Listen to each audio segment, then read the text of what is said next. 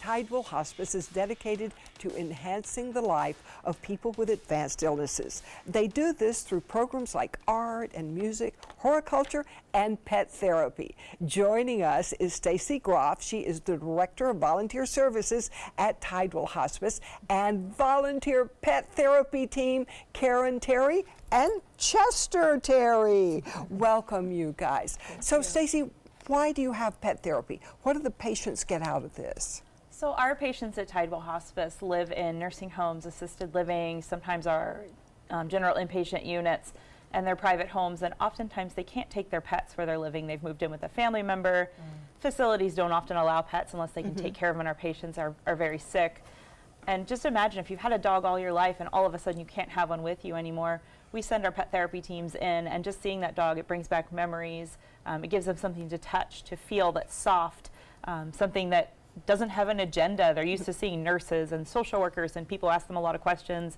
The dog just wants to hang out with them and have fun, and it's just a great thing for all of our patients. And you do it in a lot of your facilities, right? Almost all of our facilities. We do make sure that the patient does want a dog to visit. Some people, of course, have allergies or maybe aren't dog people, so we make sure that they want the visit, but we make hundreds of visits a month to patients and families. Oh, I'll bet these two are very popular wherever they go. Karen and Chester Terry. That's right. He is Chester Terry, too. So what reaction do you get when you go in to visit a hospice patient? It's just the smile on the face, the recognition, people that are lay in bed and you can put the dog on the bed, and just the excitement, seeing them bond, you know, quickly with a dog. And you're right, and many people have had dogs, and so when they see Chester, they can absolutely relate, you know. I bet you've had some very interesting experiences. We have. Chester has this wave that he does. It's almost like a swim. He's like a wave swim. And one time we had a patient that was in the dining room, and we were not allowed to go into the dining room with the dog. So our patient waved from across the room, and Chester waved back. Oh, his little feet were moving. And then everybody in the dining room just waved at him. It was the funniest thing. And, you know, but there's other times where we've visited patients that have dementia, and my husband and I will go. Never remember us. The people never remember us, but they remember Chester. Oh. And we saw one gentleman for about 5 or 6 months, and he always called Chester Killer. And then because he looks very, very dangerous. And then one day we just walked in, and he said, "Chester."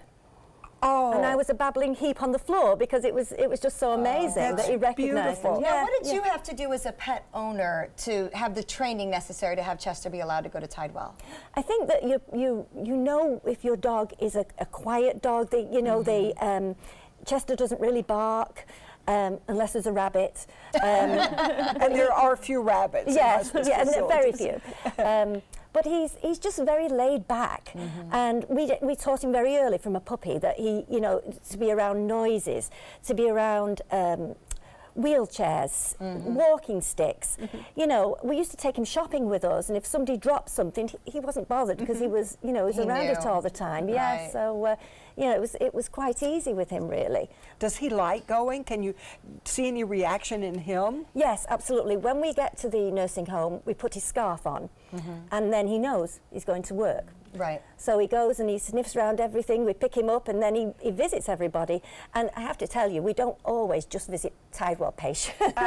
When we go into the nursing home, everybody recognises him and everybody gets a cuddle. So, you know, he brings a lot of joy to a lot of people. Do you see a difference after he's been there, after these pets have been there? We do. We hear, just like Karen said, sometimes the dementia patients that someone will say, oh, my mom hasn't spoken or said anything that makes sense in years.